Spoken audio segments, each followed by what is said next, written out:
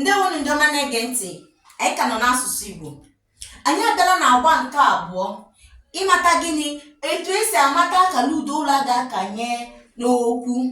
Etu esi amata akara ụdaolu a ga-akanye n'okwu. Iji maa atụ, enye gị okwu dị otu a ka ị kanye ya akara ụdaolu. Ihe mbụ ị ga-eme bụ gịnị?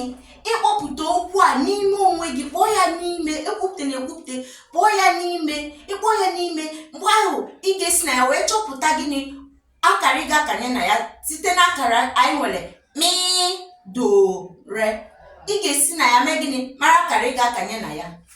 Ka anyị kpọọ nke izizi osisi, osisi. Ngwa kpọọ ya n'ime onwe gị. Gịnị ka ọ na-ada? Mi, mi, mi, mi, mi, mi, mi, mi, mi.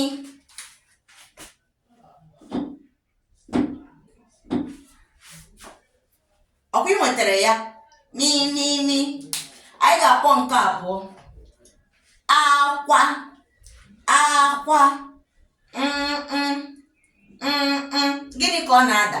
Gịnị ka ọ nyere gị? Mi, mi, mi, mi.